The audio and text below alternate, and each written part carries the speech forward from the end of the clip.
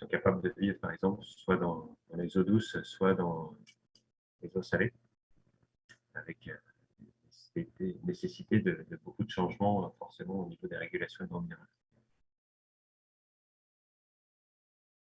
Alors, on n'a pas de caractéristiques hyper-hypoosmotiques, tout à fait. Cette notion d'hyper-hypoosmotique, elle est liée au fait que le milieu externe est aqueux. Quand le milieu externe, comme le nôtre, il n'y a pas d'eau, la notion d'échange d'eau par différence de pression osmotique ne se pose pas vraiment. En fait, on considère le milieu aérien comme très pauvre en eau, donc la déshydratation, le flux d'eau se fait systématiquement de notre organisme vers l'air.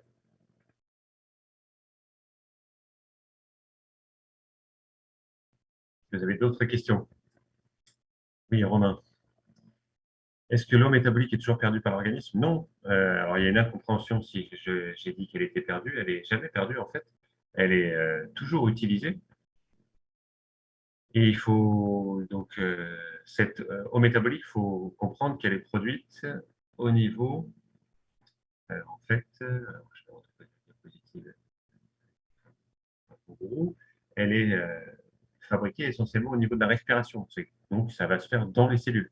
Donc, c'est de l'eau qui va se retrouver dans les cellules et qui hydrate directement le milieu intracellulaire. Donc, elle ne sera jamais perdue. Elle va se rajouter à l'eau présente. S'il y en a trop qui est présente, cette eau métabolique, elle sera éliminée parce qu'il va y avoir une augmentation de la volémie. Mais par contre, pour les plupart des animaux qui vivent dans le désert, au contraire, ils essayent de garder le maximum d'eau. Donc, ils essayent de garder cette eau métabolique qui s'ajoute en plus d'éventuellement d'eau qu'ils peuvent trouver dans leur milieu externe. Alors, vous avez d'autres questions ensuite. Quand on respire, on perd de l'eau métabolique sous forme de vapeur, on ne peut pas la récupérer. Alors, quand on respire, on ne perd pas de l'eau métabolique, on perd de l'eau tout simplement. Et cette eau, elle peut être d'origine métabolique ou elle peut être tout simplement anciennement acquise parce qu'on a consommé de l'eau, tout simplement. Donc, on perd une partie de notre eau en respirant et on parle de perte insensible. Donc, bien faire la différence entre eau métabolique et perte insensible. Vous le retrouvez ça dans le tableau général, ici. Vous voyez, on différencie l'eau métabolique des pertes insensibles. Donc, évidemment, l'eau métabolique fait partie des entrées. Et en fait, l'ensemble de l'eau qu'on a dans notre organisme provient de l'alimentation et de l'eau métabolique. Et les sorties vont être un mélange de ce qu'on a consommé. Et dedans, on va trouver les pertes par la vapeur d'eau au niveau des poumons, qui sont qualifiées de pertes insensibles. Et celle-là, on la récupère en partie grâce à nos fosses nasales, c'est-à-dire qu'on a une recondensation qui se fait, ici, hein, bien comprendre que l'eau qu'on perd ici par perte dite insensible, eh bien, on l'a limitée grâce aux fosses nasales, tout simplement parce que ici la température diminue et avec une température qui diminue, on a de la condensation. Donc, il y a de la condensation qui se forme le long du conduit de la trachée puis des fosses nasales. Et cette eau, en se déposant, eh bien, elle restera au sein de l'organisme, même si elle fait partie du milieu externe ici, mais elle va être utile pour après réhumidifier l'air qui va rentrer. Et une deuxième question, Aude, est-ce que vous pouvez préciser la limitation des pertes d'eau? En gros, la limitation des pertes d'eau, ça va dépendre beaucoup des organismes. Déjà, il faudra que vous précisiez pour quel organisme vous n'avez pas compris. Et puis, de quelle partie de perte d'eau? Est-ce que vous voyez que dans les pertes d'eau, on a des pertes d'eau sur lesquelles on peut travailler et d'autres sur lesquelles on ne peut pas travailler? C'est les sorties.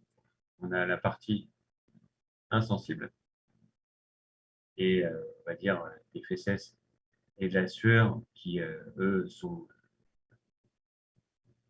on peut très peu limiter, à part pour le comportement, notamment du côté de la sueur, éviter de se retrouver au soleil. Et la régulation ou la limitation va se faire au niveau des urines. Et après, il y a pour la respiration tegumentaire, là c'est un peu spécifique, eh bien c'est tout simple. Pour la respiration tegumentaire, on va revenir, c'est la diapositive probablement avec. Alors c'est peut-être quelque chose dont je parlais.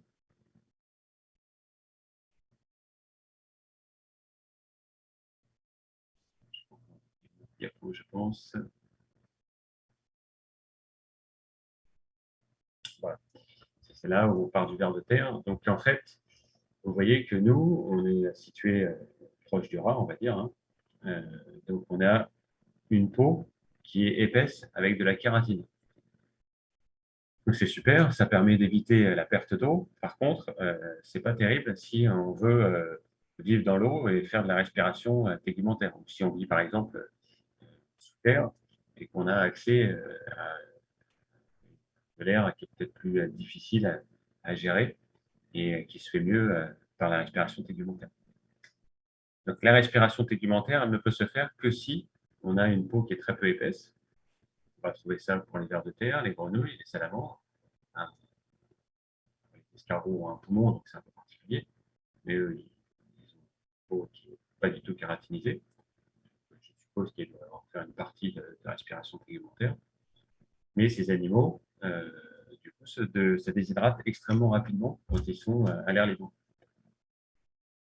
En fait, ils vont avoir un biotope qui est assez restreint, puisque dès qu'il fera trop sec dans leur milieu, ils ne pourront pas évoluer, sauf évidemment les escargots pour trouver une parade avec leur coquille. C'est plus clair, Aude? Là, c'est vraiment, il faut comprendre en fait tous ces aspects-là par rapport au milieu de vie des animaux et des adaptations qui sont faites. Chaque adaptation amenant des avantages et des inconvénients. Nous, évidemment, avec notre peau kératinisée, comme tous les mammifères et beaucoup de reptiles, eh bien, on a les oiseaux, on a la capacité donc de vivre dans un milieu aérien très sec. Et par contre, on ne peut pas rester.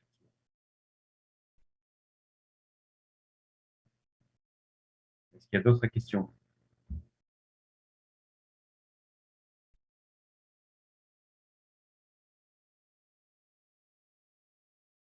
Alors, Romain, ça c'est une question difficile. Est-ce que quelqu'un veut se lancer pour expliquer le contre-courant? Si vous avez compris cette partie-là. C'est une diapo difficile.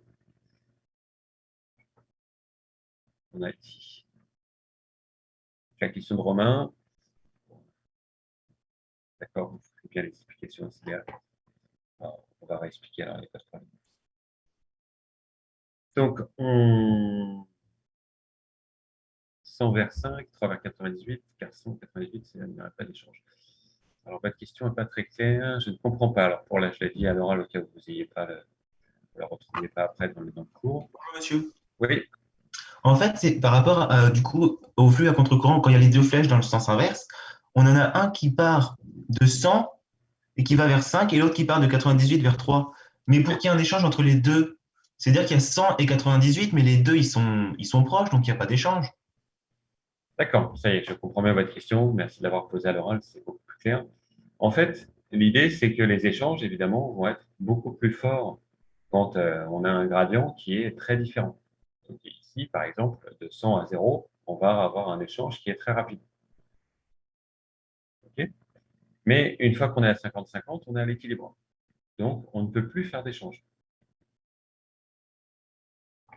C'est-à-dire qu'on sera au maximum si on prend par exemple une température, hein, on va dire, admettons ici, vous avez votre sang qui est à 37 degrés, et puis il va être au contact d'un membre qui lui est très refroidi, eh bien vous allez échanger au maximum pour arriver au final à une température. Alors évidemment, ça ne sera pas zéro, mais on va dire que c'est zéro, évidemment pour un animal, ça serait problématique.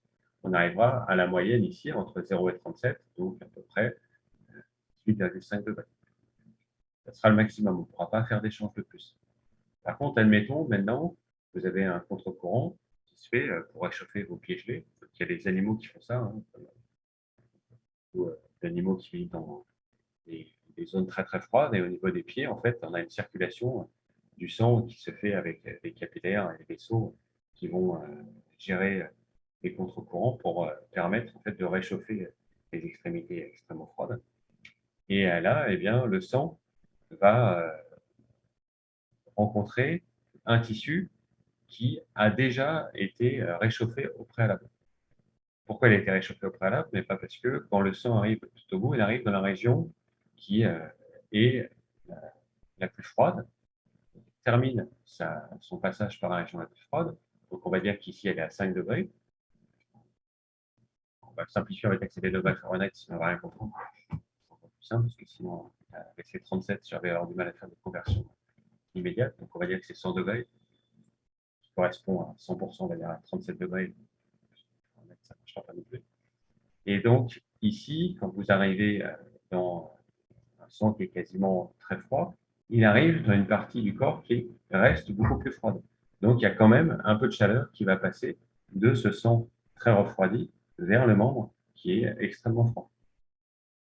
Ensuite, eh bien, le flux va se réchauffer ici, et au fur et à mesure qu'il se réchauffe, il va toujours rencontrer du sang qui est un peu plus chaud. Donc, il va toujours y avoir des échanges parce que le sang reste toujours plus chaud que ce qu'il y a au niveau du membre. Et comme ça, on va pouvoir avoir un membre qui est complètement réchauffé et le sang qui va arriver ici, qui va donner toute sa chaleur et repartir très fort pour se réchauffer au cœur de l'organisme. Et donc, c'est pareil pour les échanges d'ions. En fait, il faut imaginer qu'on a un transport qui peut se faire seulement si on a un gradient qui est favorable. On verra que ce n'est pas toujours le cas, qu'avec des transports actifs, on peut aller plus loin. Mais pour simplifier l'idée du contre-courant, combien même, plus le gradient est proche, plus le gradient, pardon, pas est proche, mais plus le gradient va dans le sens d'un échange, plus facile de se faire. Donc ici, quand vous avez une valeur qui est supérieure à celle qu'on a dans la partie bleue, eh bien, on aura un échange qui se fera dans le sens de cette flèche. Donc ici, on a un échange qui se fait tout le long en fait, du réseau et qui aboutit à eh bien, échanger le maximum d'éléments, donc soit les ions, donc ce qu'on parle pour les ions d'accel, soit la chaleur, si on parle des échanges de température. Est-ce que c'est plus clair? Mais du coup, ça veut dire que si c'est à contresens, l'échange est moindre, mais il dure plus longtemps? Alors, l'échange n'est pas moindre dans le sens que en fait, le sang va circuler. Donc, de toute façon, ça va prendre du temps pour se faire. Ici, il va juste être beaucoup plus facile parce qu'il y a un gradient, une différence de gradient qui est énorme, mais il ne pourra pas se faire à plus de 50%. Alors que là, il pourra se faire tout le long du réseau. C'est plus sur la longueur qu'il faut voir que ça se fait avec des échanges qui pourront se faire tout le long de manière efficace. Et comme ça va se faire tout le long de manière efficace, on va pouvoir ainsi récupérer beaucoup plus, enfin échanger beaucoup plus de choses que si c'était les deux dans le même sens. Alors j'avais donné une analogie qui peut imaginer, sauf si c'est clair pour tout le monde. Je vais essayer de donner une dernière analogie, mais je me rappelle un petit peu, donc elle sera un petit peu improvisée. Imaginez qu'à la place, vous ayez dans une longue file, vous avez des personnes ici avec des seaux et vous devez échanger bien une partie de ce que vous avez dans votre seau. On va dire que c'est des billes. Vous avez un seau de billes.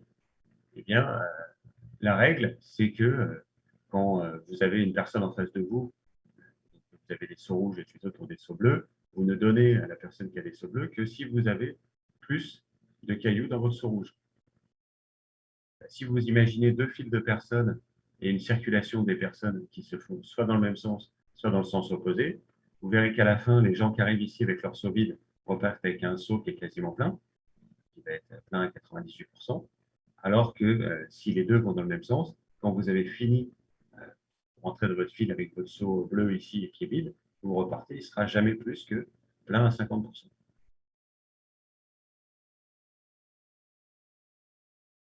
Est-ce que ça vous semble plus clair avec cette dernière analogie?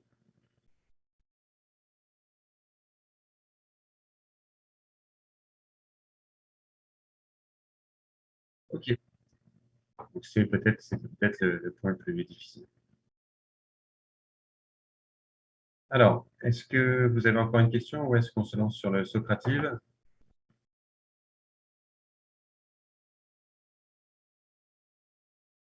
vous pourrez les poser éventuellement après, hein. Il y a pas de souci. Alors, on aborde le Socratique. Je vais déplacer cette partie-là, le chat. Ah, il y a une question de Romain.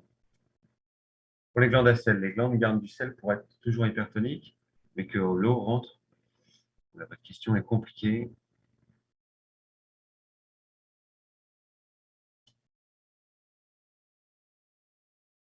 Alors, ce n'est pas les glandes à sel. Là, il y a peut-être une confusion entre les glandes à sel et les,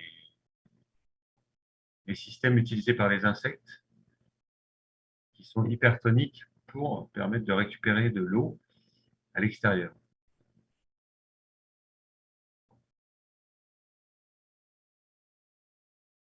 On parle de glandes, des glandes rectales ou buccales, peu importe, qui, elles, donc, dans ces cas-là, vont être ces glandes extrêmement hypertoniques pour récupérer de l'eau au niveau de l'air.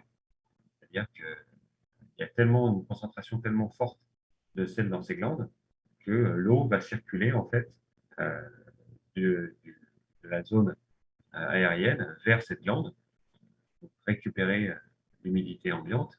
Et après, il y a des échanges compliqués qui permettent de récupérer cette eau une fois qu'elle est pénétrée par ces glandes. Au niveau des glandes à sel, il n'y a pas de question d'hypertonique ou quoi. Les glandes, elles vont tout simplement en permanence,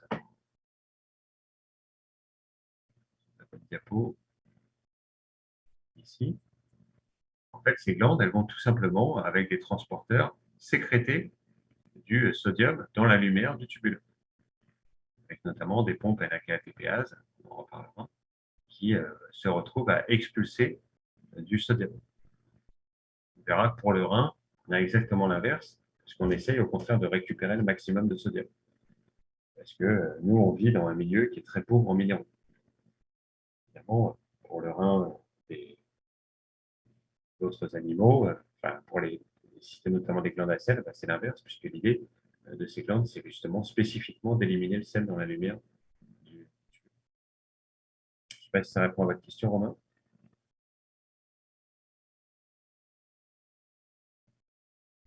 Et oui, en effet, c'est donc pour rebondir sur la question remarque de Romain, c'est grâce à cette capacité à éliminer le sodium en grande quantité dans les lumières du tube sécrétaire de ces glandes que ces animaux peuvent consommer de l'eau de mer pour s'hydrater.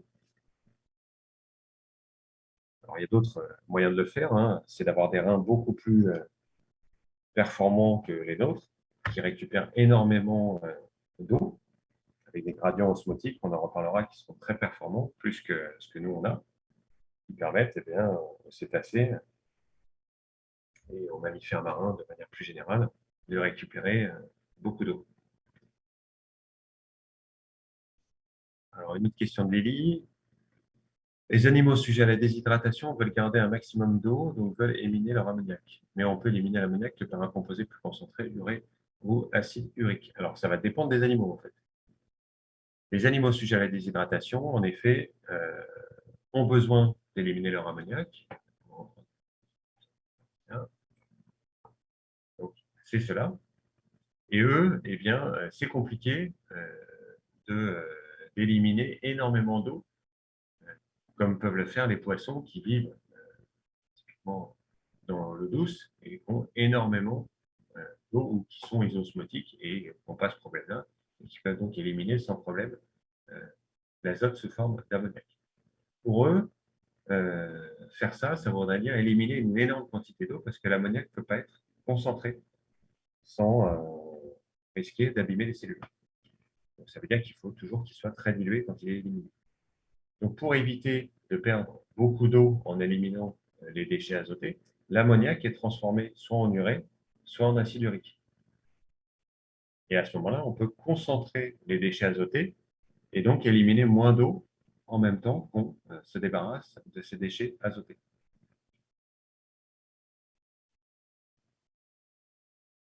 Je pense que vous avez bien compris les lignes, vu ce que vous avez écrit.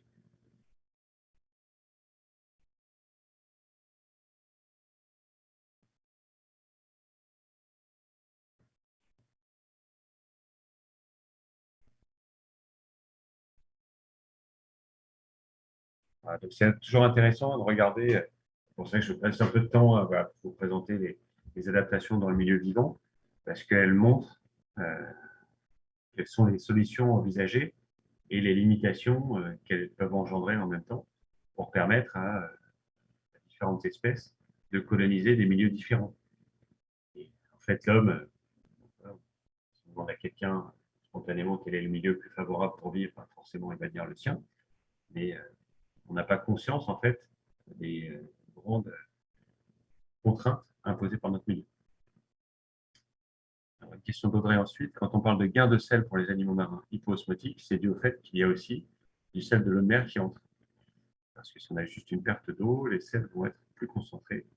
On va garder la même quantité de sel au final. Alors, on n'a pas juste une perte d'eau, en effet, on a en même temps une entrée de sel. Alors, on peut le voir sur cette diapositive ici. Donc, on est pour un animal hypoosmotique. Eh bien, que lui arrive-t-il quand il est en train, en fait, de respirer au niveau des branchies? Non seulement il va y avoir plein d'entrées de sel au niveau des branchies, qui vont essayer d'en éliminer beaucoup.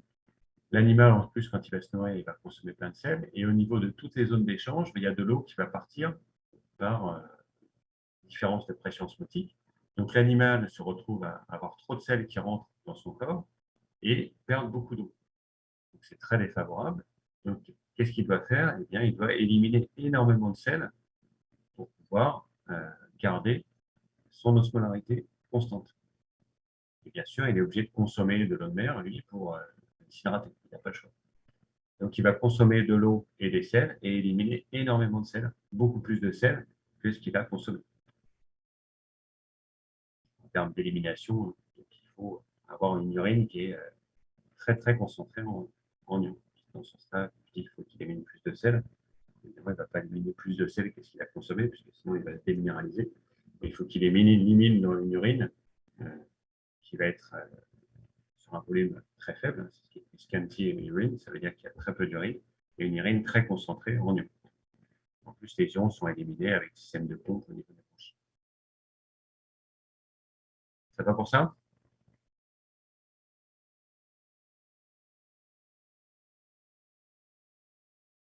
Alors, Romain, pour revenir à votre question, ça veut dire que l'eau va du moins concentré au plus concentré en termes d'ions, tout à fait. Donc, l'eau, ici, va aller de l'organisme vers l'eau de mer. On peut imaginer que l'eau va toujours essayer, en fait, d'équilibrer les compartiments. Donc, quelque part, dans l'eau de mer, il y a moins d'eau que dans le milieu intérieur du poisson, puisque dans ce milieu intérieur, on a moins d'ions, donc plus d'eau.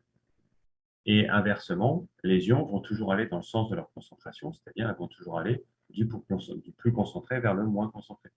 C'est les gradients ioniques, dont on reparlera un tout petit peu dans le prochain cours.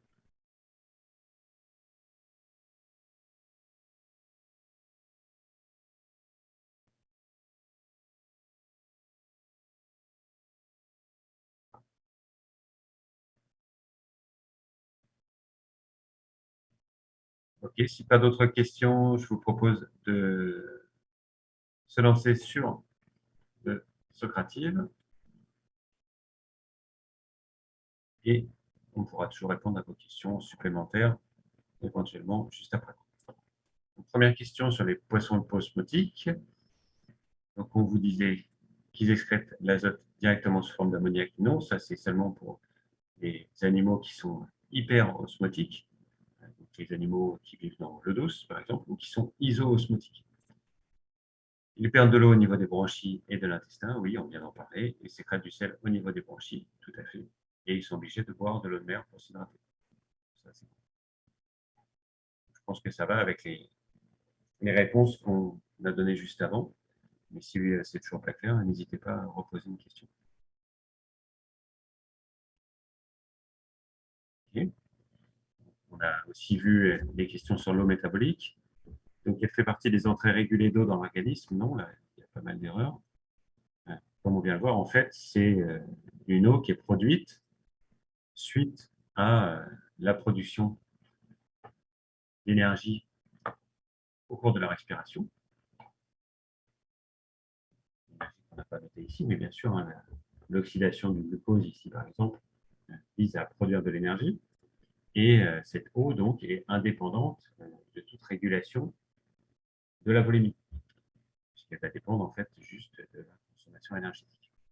Typiquement, si vous faites une activité musculaire, eh bien, vous allez produire plus d'eau métabolique, mais paradoxalement, il va falloir vous refroidir, donc il va falloir suer. Donc, au final, vous voyez que ces deux éléments sont décorrélés complètement de la régulation de la volémie, et c'est cette régulation impliquant le rein et le comportement psychique qui vont permettre justement de ramener une volémie à un niveau stable.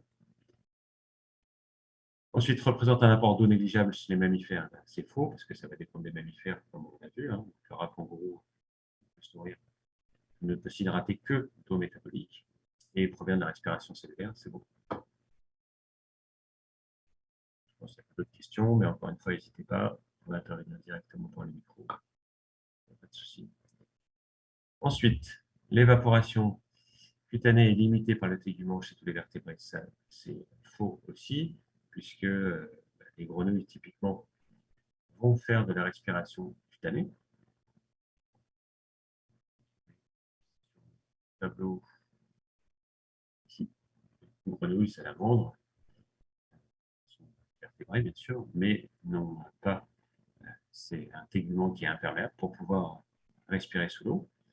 Elle est limitée grâce aux fosses nasales, oui. Pour ça, on va trouver ça chez tous les animaux qui respirent, évidemment. Chez les vers de terre, ça ne va pas marcher. S'il y en a, c'est l'idée. Et elle est plus importante en cas d'activité sportive. Oui, ça c'est le cas. Alors c'est vrai, il y a une petite nuance. C'est vrai qu'ici, il aurait fallu préciser chez l'homme. On ne peut pas dire que les animaux, on peut parler qu'ils font du sport, quoique. Si vous donnez la possibilité à un hamster, des animaux qui s'ennuient, si on leur donne la capacité de faire des activités sportives, hein, sous forme de roue ou autre, ils vont le faire. Donc il n'y a pas seulement l'activité physique réservée à, on va dire, que dans le cadre de l'humanité. Donc dans tous les cas, pour les animaux qui ont besoin de réguler leur température interne, en effet, l'évaporation va augmenter en cas d'activité physique. Eh bien, ce n'est pas le cas forcément pour d'autres animaux qui, eux, sont ce qu'on appelle poikilothermes, c'est-à-dire qui ne régulent pas leur température corporelle. Et dans ce cas-là, on a raison que l'évaporation augmente quand la température augmente, puisque justement, ils ne régulent pas leur température. C'est une petite nuance, mais bon, ce n'est pas important ici. J'aurais dû juste préciser chez l'homme. Quatrième question sur les glandes à sel. Bon, on a eu beaucoup de questions autour de ça, donc je pense que c'est clair. Alors, comment on appelle ces animaux? C'est les animaux dits poikilothermes. Alors voilà, pour bien l'écrire, je vais me référer à poikilotherme. Je pense que ça s'écrit comme ça. Voilà. Poikilotherme, c'est pas un Y. C'est pas ce qu'on utilise le plus souvent. Voilà, qu'on différencie aux homéothermes, qui ont une température qui, elle, est comme nous, maintenue. Ça marche?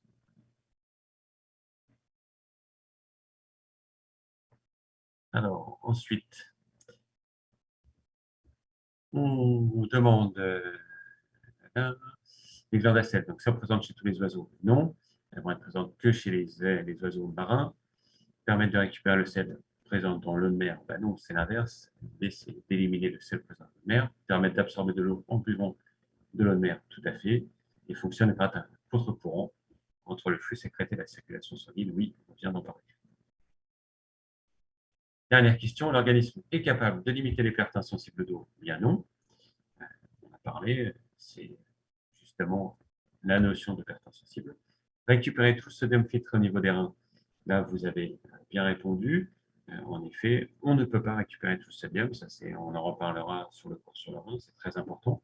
Et qui explique que si on ne consomme pas des sels, eh bien, l'organisme va être très rapidement en danger, avec paradoxalement une perte de poids qui est impressionnante, et on essaiera de comprendre pourquoi suite des différents points. Ensuite, on vous demandait si l'organisme est capable d'éliminer l'azote sous forme de l'urée chez les oiseaux. A priori non, puisque c'est l'acide urique qui est utilisé chez les oiseaux. L'urée, c'est plus quelque chose qu'on va trouver notamment chez les mammifères. Et s'affranchir de son biotope grâce aux régulations des normes minérales, oui. C'est voilà, le côté étonnant de retrouver en fait que eh bien, la physiologie rejoint la biodiversité, où on explique, en fait, à travers toutes les adaptations physiologiques qu'on va trouver chez les animaux, leur capacité à s'affranchir des conditions limitantes de l'environnement.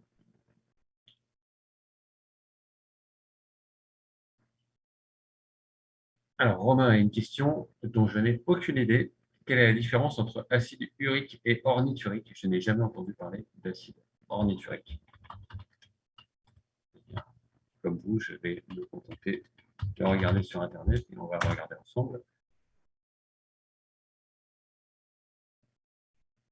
Donc, ça n'a rien à voir. Je pense que c'est un acide aminé qui est non présent parmi les 20 acides aminés classiques. L'acide ornithurique n'a rien à voir avec l'acide urique, qui est une molécule avec des cycles. Et je n'avais jamais entendu parler de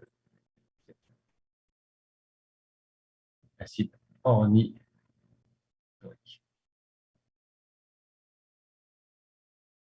Alors, vous avez raison, les oiseaux sécrètent de l'urine quelque part sous forme de solide. C'est en fait le guano. Pourquoi? Parce qu'au niveau de leur cloaque, en fait, il y a un mélange. Le cloaque, c'est un peu particulier, qu'on va trouver chez les oiseaux.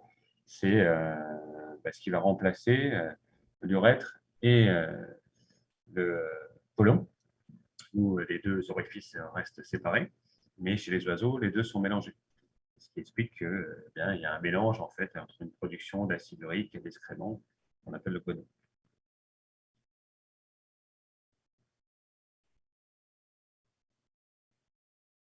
Et les oiseaux n'ont pas d'urètre comme nous.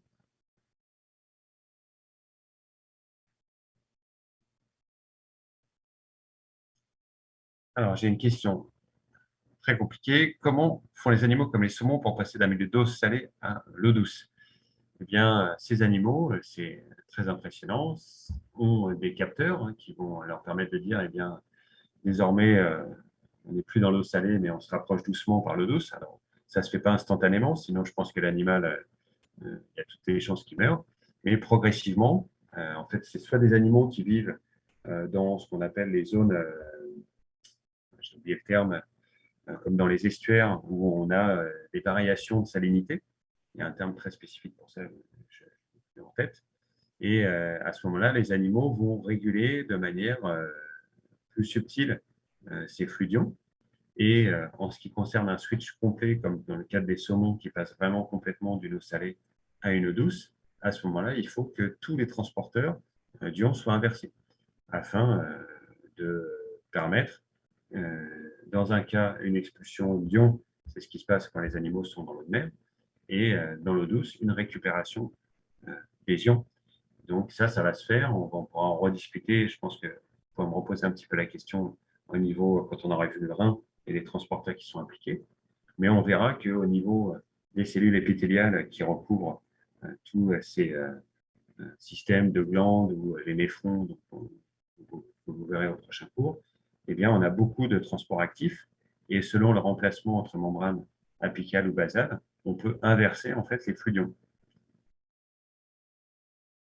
Donc, ça veut dire dérégulation au niveau de l'expression des protéines. Et donc, ça, c'est codé au niveau du génome.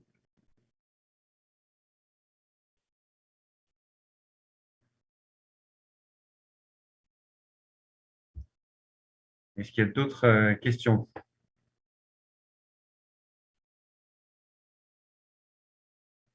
Quand est-ce qu'il y aura lieu le premier CC? C'est une question de Sandra. Je crois que c'est le 1er avril. Ça va être, oui, c'est ça, c'est le 1er avril. Oui, les gars confirment. Donc, ce que je vous... Bon, c'est pas encore décidé, il faut que je vois avec Claire Chéret qui s'en occupe. Mais a priori, de ce que j'avais compris, ça sera un petit CC de l'ordre d'une demi-heure. Peut-être vous avez plus d'infos que moi si vous avez demandé à Claire ou à vos chargés de TD. Et ce que je vous proposais, c'était quand même de garder une session questions-réponses, puisque ça sera sur tout le cardiovasculaire. Donc, si vous avez des choses que vous n'avez pas comprises avant le CC, on pourra en profiter. Si vous voulez faire ça. S'il vous plaît, monsieur, Oui, vous pouvez revenir sur la première question du test? bien sûr.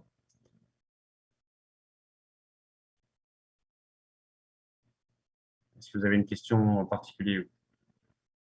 Oui, c'était la réponse C. Donc, en fait, les poissons, naturellement, ils assimilent de l'eau, du sel. Donc, au niveau des branchies, ils veulent en éliminer le plus possible, c'est ça? Oui, exactement. En fait, l'idée, pour vous aider, puis ça répondra un peu à la question qui m'a été posée sur comment font les animaux pour gérer. Ça me permettra d'avancer un petit peu sur. Enfin, faire découvrir en fait ce qui se passe un petit peu au niveau des cellules. Donc souvent, c'est au niveau ces épithéliums qu'on va trouver soit au niveau de la glande à sel, soit au niveau du néphron, des reins. Donc là, imaginez c'est une cellule, un épithélium avec des jonctions serrées. Imaginez que c'est ici des cellules qui servent au niveau des branchies essentiellement pour le transport d'oxygène. L'objectif, c'est quelque chose de très fin. Donc l'idée, c'est qu'on a une récupération d'oxygène ici, et puis, si tout se passe bien, une élimination de CO2. Ça, c'est au niveau des branchies. Et en parallèle, ici, il y a beaucoup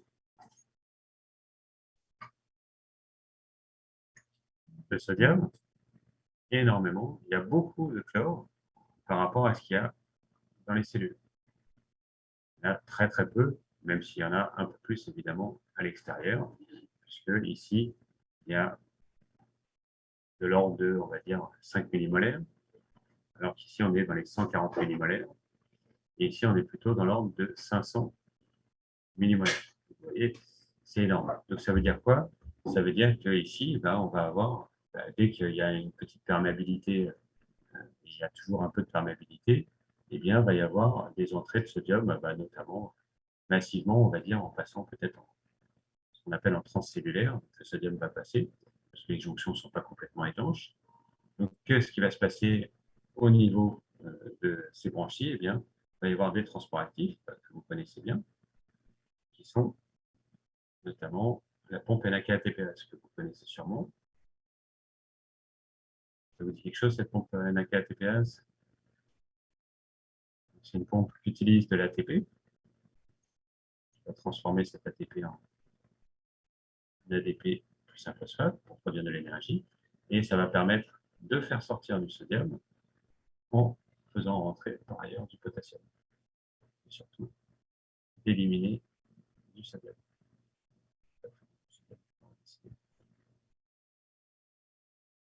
Et on reparlera de ces éléments. Cette pompe, évidemment, pompe NAK-ATPase, elle va se retrouver sur ce qu'on appelle la membrane apicale que chez les animaux qui veulent éliminer le sel. Chez nous, qui voulons récupérer le sel, cette pompe, elle ne sera jamais sur la membrane apicale, elle sera sur la membrane basale pour récupérer au contraire le maximum de sel. Alors, ce qui est assez intriguant, sur la question, pour revenir à la question du saumon, vous pouvez imaginer qu'un animal qui passe d'une zone où il y a beaucoup de sel à l'extérieur, d'un coup à une zone où il y a très peu de sel, eh bien, va inverser, c'est pour ça qu'il y a des adaptations transcriptionnelles de son génome, pour que cette pompe, au lieu de se retrouver en apicale, va se retrouver cette fois en basale. Donc, c'est des régulations transcriptionnelles compliquées selon le milieu. J'espère que cette digression pour avancer sur le prochain cours ne vous a pas semblé trop compliqué.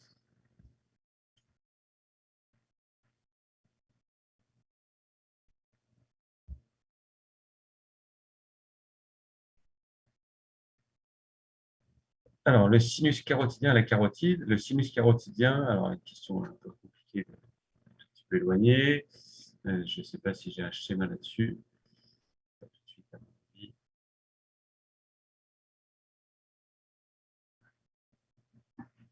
Non, je n'ai pas trouvé le. Chercher.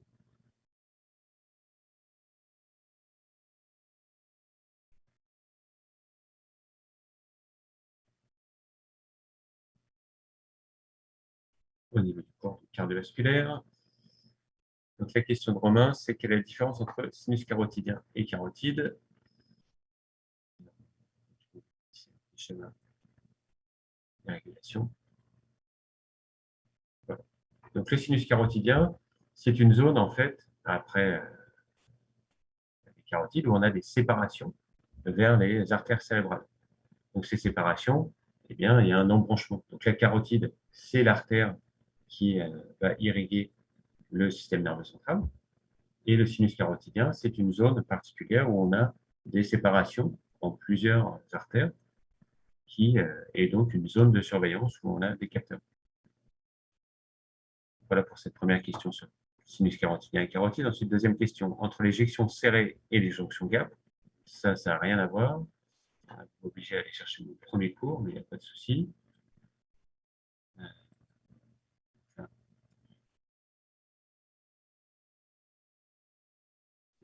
Le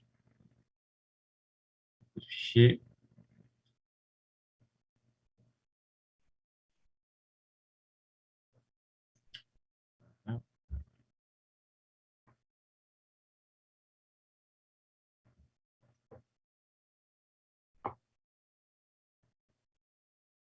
Au niveau du cœur, en fait, on a deux, je pense que vous faites référence à cette partie-là. On va différencier les jonctions gap, les jonctions serrées. Les jonctions serrées, c'est ce qu'on va trouver typiquement au niveau des cellules conjonctives qui vont en fait empêcher une désolidarisation entre les cellules et permettre en fait le minimum de passage d'éléments. C'est ce qu'on va trouver beaucoup au niveau des épithéliums, mais aussi au niveau des cellules conjonctives des valvules qui vont isoler ainsi les oreillettes et les ventricules. Les jonctions gap, au contraire, ce sont des protéines qui visent à mettre en communication les cellules. Au contraire, en fait, elles ont des rôles qui n'ont rien à voir. Ici, c'est une isolation et ici, c'est une communication. Et cette communication va permettre une forme de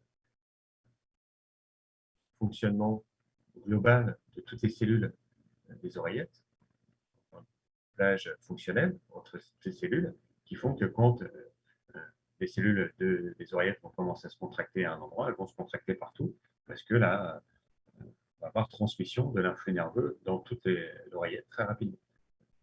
Et idem au niveau des ventricules où les cellules vont être connectées par ces jonctions gap. Par contre, comme il y a ces cellules conjonctives des valvules, ici on n'a pas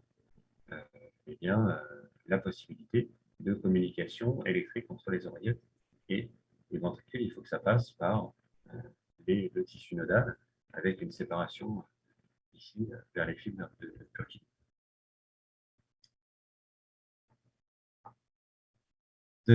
Troisième question, Romain, parce que vous avez une question qui s'emboîte. Il n'y a pas de valvule entre la veine cave et l'oreillette droite et les veines pulmonaires et oreillette gauche. Il faut travailler mon cerveau à plein régime dès le matin. Entre la veine cave et l'oreillette droite, non, il n'y a pas de valvule entre les veines et les oreillettes parce que, en fait, lors de la contraction des oreillettes, elle est tellement modérée qu'il n'y a pas de risque, en fait, vraiment de retour de sang vers la veine cave. Si vous vous rappelez bien, le remplissage il est essentiellement passif du cœur, donc c'est vraiment pas quelque chose qui est décrit. Je pense que les valvules, de toute façon, il y en a toujours dans toutes les veines qui sont situées en dessous du cœur, et c'est plus pour des problèmes de gravité qu'on avait évoqués que pour des problèmes de contraction des oreillettes. Ensuite, vous demandez entre veine pulmonaire et oreillette gauche, c'est pareil, c'est la même chose. Entre les veines et les oreillettes, il n'y a pas de valvule, en tout cas destinée à limiter le reflux du sang, comme on peut l'avoir lors de la contraction des ventricules et des contractions, bien sûr. Où là, on est dans un circuit, le circuit artériel avec des pressions beaucoup plus fortes.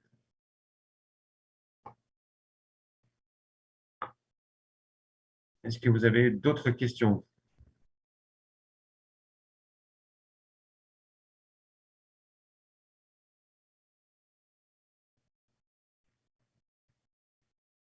Je vous incite fortement à faire probablement comme Romain, c'est-à-dire regarder, pas forcément toutes les semaines, faire tous vos cours, évidemment, ce n'est pas l'idée, mais quand même de jeter un coup d'œil à vos cours régulièrement et pas seulement à la veille, on va dire, de cette séance-là, et puis après de les mettre aux oubliettes jusqu'à l'examen terminal ou les petits CP, et au contraire de regarder, voilà, en disant, tiens, est-ce que j'ai bien compris tous ces éléments, en regardant notamment le plan comme je vous conseillais, et de revenir sur les choses qui ne sont pas claires et d'en profiter du coup de nos séances là, pour poser toutes les questions. Alors, Lily, ne vous inquiétez pas si vous avez oublié de noter les réponses. D'une part, vous pourrez les voir puisque je vais enregistrer. D'autre part, je vais mettre les réponses et je viens de le faire pour toutes les sessions des cardiovasculaires, donc elles sont sur Moodle. C'est parti, la question 4, c'est bon. Enfin, je vous le remets quand même, hein, mais ne vous inquiétez pas, tout sera disponible. Et voilà.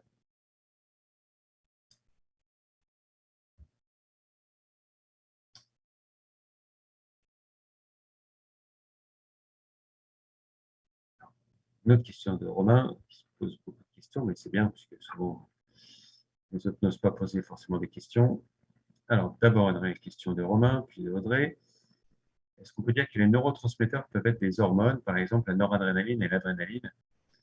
En fait, très souvent, ces molécules, enfin, très souvent, quelques molécules, c'est typiquement le cas de l'adrénaline, peuvent être qualifiées les deux, mais on va différencier les deux selon la zone ou l'organe, les tissus qui vont le relarguer. Évidemment, si on parle de relargage d'adrénaline et plus spécifiquement de noradrénaline au niveau des nerfs, on va parler de neurotransmetteurs. C'est ce qu'on a typiquement ici, où on a de la noradrénaline qui est relarguée, mais en fait, il y a aussi un peu d'adrénaline qui est relarguée. À l'inverse, quand ce sont les cellules chromaffines qui relarguent de l'adrénaline, on va parler d'une hormone. Donc, c'est plus dans quel cadre va être relarguée cette molécule qu'on va pouvoir la qualifier d'une hormone ou d'un neurotransmetteur. Alors, Audrey, une question où on revient au système du rein. L'absorption de l'eau directement dans l'air, vous dites dans le cours quand l'air se réchauffe. Donc, se charge en eau, on avait une condensation. Alors, il faut différencier l'absorption de l'eau par les insectes. Donc, je vais lire la question complète d'Audrey, mais un peu compliqué. Par rapport à l'absorption de l'eau directement dans l'air, vous dites dans le cours quand l'air se réchauffe, on avait une condensation. Donc, apparemment, ce n'est pas clair avec l'air froid qui se condense. Et là, il y a un mélange avec les insectes. Donc, bref, votre question, je vais essayer quand même d'y répondre en revenant à la partie sur le rein, qui nous dit que on a deux mécanismes très différents. Un mécanisme qui vise juste à limiter les pertes insensibles, ce sont les fosses nasales qu'on a ici. Donc là, dans aucun cas, cette technique ne permet de récupérer de l'humidité qui est contenue dans l'air. Juste pour clarifier les choses au vrai, en cas où ça ne soit pas clair. Ici, c'est juste une adaptation anatomique pour limiter la perte d'eau insensible. Imaginez qu'on n'ait pas de trachée ni de fosse nasale, à ce moment-là, toute l'eau qui va s'évaporer au niveau des poumons va être perdue dans l'air. Et tout l'air qui va rentrer dans les poumons devra se charger d'humidité afin de permettre le passage des gaz. Donc pour limiter ça, on a ces fosses nasales et cette longue trachée qui va profiter du fait que l'air, en se refroidissant, en sortant ici, va déposer de l'eau, va perdre de l'eau. Parce que plus l'air est froid, moins il peut contenir d'eau.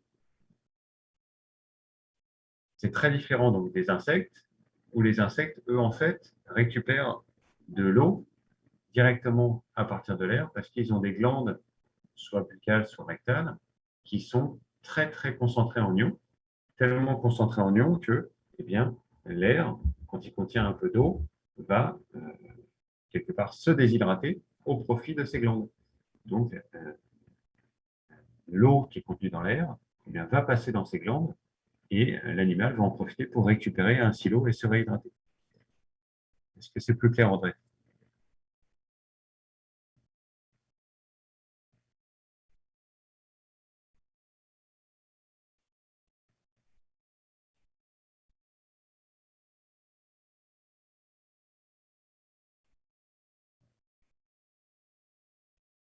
Je laisse André prendre le temps de réfléchir. Je réponds à une autre question qui a été posée.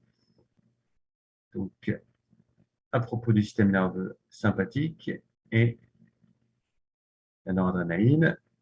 Alors, je comprendrai votre question, je vais répondre après. Entre-temps, je réponds. Pour le système nerveux sympathique, j'imagine, la noradrénaline est un neurotransmetteur puisqu'elle agit dans le système rénine-angiotensine. Oui, faire des allers-retours compliqués, mais on va y arriver. Et ici, le système rénine-angiotensine.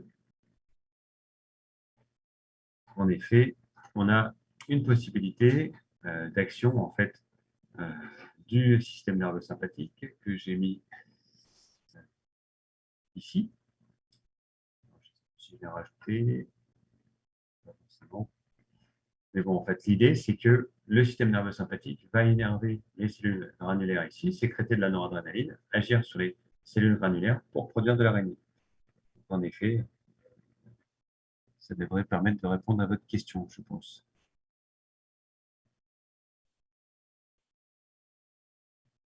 Anna, c'est répond à votre question?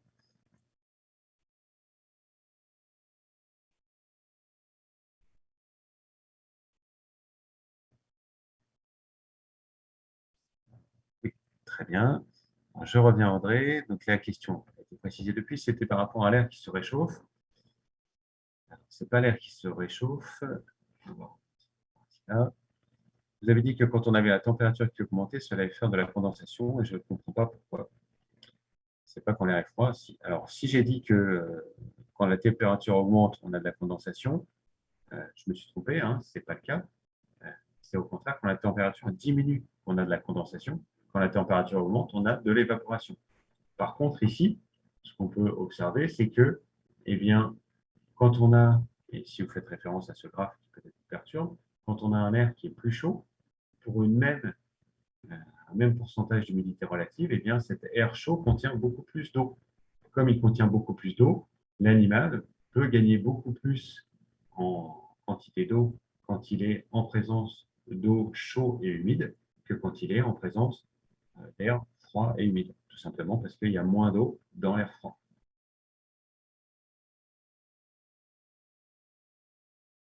Désolé s'il y a eu confusion à un moment. Il faut bien préciser les choses au niveau des fosses nasales. Encore une fois, la condensation se fait quand l'air sort des poumons, se refroidit en se retrouvant à proximité des fosses nasales, et là, on a de la condensation, et donc de l'air qui se dépose au niveau des fosses nasales. Est-ce que c'est plus clair, André?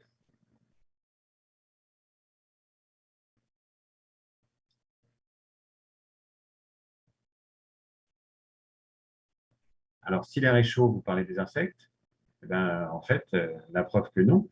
A priori, oui, bien sûr. Nous, typiquement, si vous êtes allé déjà dans un pays tropical, eh ben, vous vous déshydratez extrêmement vite parce que l'air est non seulement chaud, mais très humide, ce qui fait que quand vous essayez de vous refroidir, eh bien, votre système d'évaporation ne fonctionne pas et donc votre corps n'arrive pas à se refroidir et vous perdez beaucoup, beaucoup d'eau par évaporation sans arriver à vous refroidir. Donc, en effet, plus l'air est chaud pour des individus comme les animaux comme l'homme, eh bien, c'est très compliqué de garder une température corporelle stable et on se déshydrate beaucoup plus. Par contre, pour ces insectes-là qui ont des systèmes de glandes qui sont capables de récupérer l'eau qui est dans l'air, eh bien, tout simplement, plus il y a de l'eau dans l'air, plus facile sera la réhydratation. C'est plus clair, André?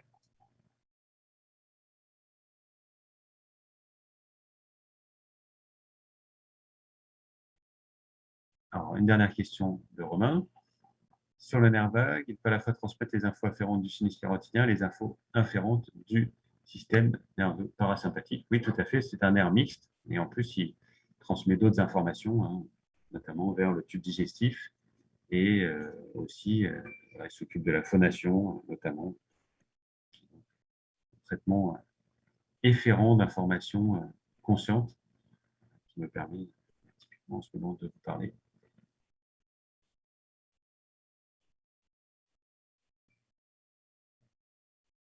Alors, le système nerveux sympathique entraîne la libération. Vous avez une nouvelle dernière question, Romain. Le système nerveux sympathique entraîne la libération de noradrénaline qui se fixe sur un récepteur bêta, mais c'est alpha, non. Eh bien, ça dépend où. Le système nerveux sympathique entraîne en effet la libération de noradrénaline, mais qui va se fixer sur des récepteurs bêta, par exemple au niveau du cœur, et sur des récepteurs alpha, par exemple au niveau des vaisseaux qui irriguent le tube digestif. Donc, les deux sont vrais. Donc, ces récepteurs alpha ou bêta sur lesquels se fixe eh bien, la noradrénaline. Je peux le retrouver. Un cours, il me semble la diapo juste avant. C'est par alpha ou bêta.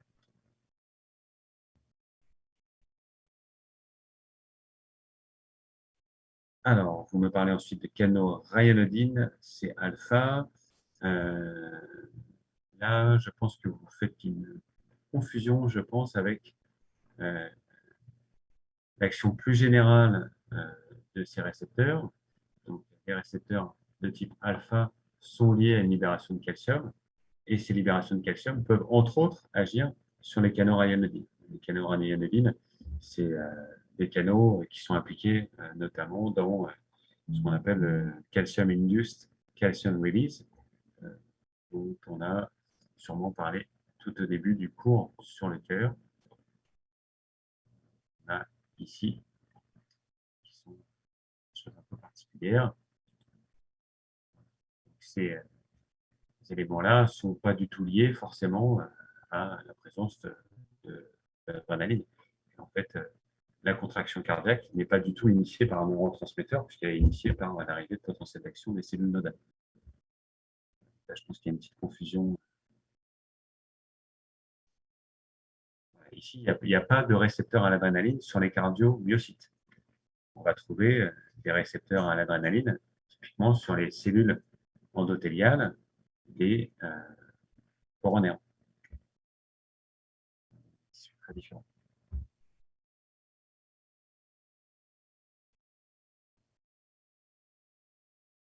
Alors, Audrey, qui visiblement est perturbée par cette histoire d'insectes, mais il n'y a pas de problème, on va revenir sur ça. L'humidité relative, c'est tout simplement, eh bien, l'air peut contenir un maximum d'humidité, qui est, on va noter à 100%. Donc, quand vous êtes à 85% d'humidité relative, c'est relatif au maximum que peut contenir cette eau, cet air à une température donnée.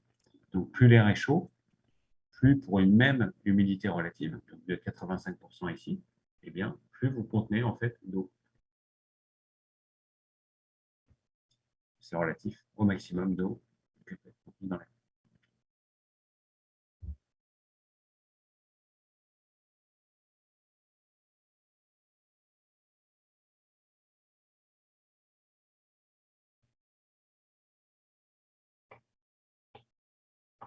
Pas de souci, encore une fois, n'hésitez pas à poser toutes les questions qui vous passent par la tête. Il n'y a pas de problème.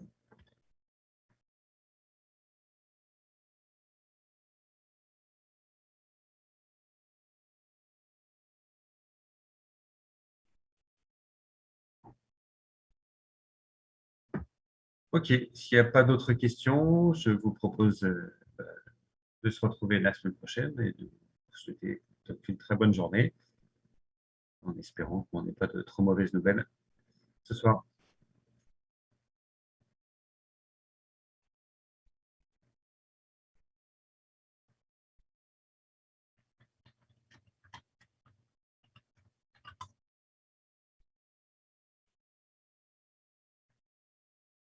Une dernière question d'Audrey qui vient d'arriver.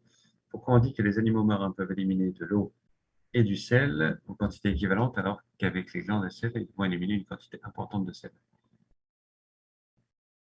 Alors, pourquoi on dit ça? Eh bien, tout simplement pour que les animaux puissent garder leur équilibre hydrominéral.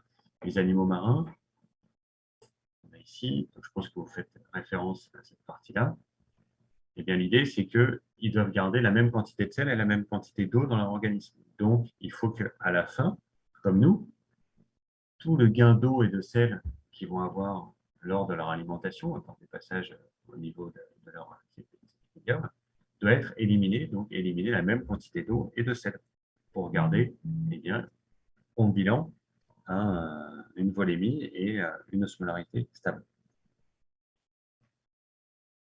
Ça répond à votre question, Audrey?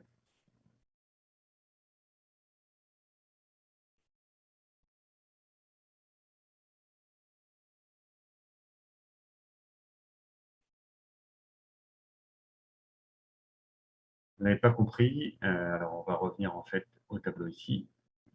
Vous voyez, c'est l'idée, on pourrait, pour remplacer ici l'homme par un poisson, eh bien il va avoir des entrées, il va avoir des sorties en eau et en ion. Il faut que l'ensemble des entrées et des sorties soit égal à 0. Sinon, soit vous gagnez trop d'eau, soit vous perdez trop d'eau, soit vous gagnez trop d'ion ou vous perdez trop d'ion. Donc c'est pour ça qu'on dit qu'au final, il faut que l'ensemble des sorties d'eau et d'ion compense l'ensemble des entrées d'eau et d'ion.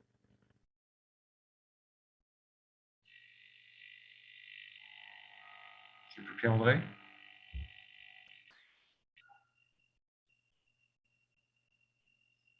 Alors là, je vous écoute. Si vous avez une petite question sur le premier CC, est-ce qu'il sera sous forme de QCM ou d'exercice? Ça, il faut demander à vos chargés de TD. Je ne peux pas répondre, c'est pas moi qui vais m'occuper de ce CC. Je suppose que ce sera plutôt des QCM, mais il y aura peut-être un petit exercice.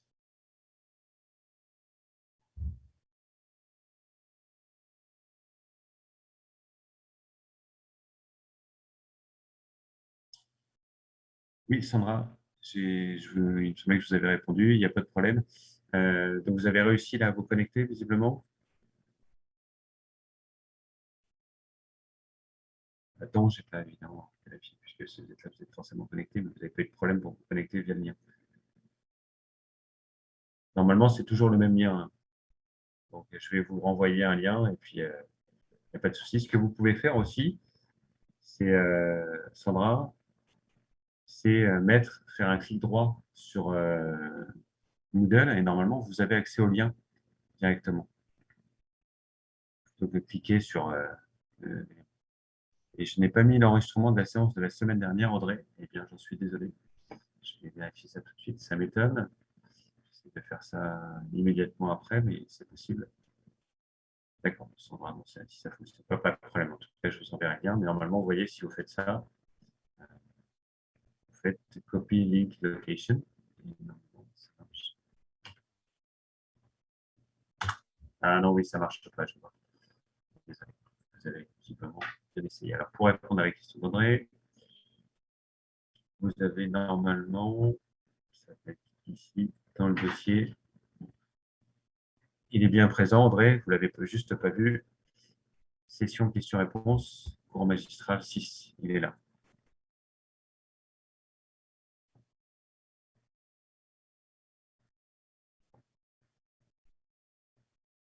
OK.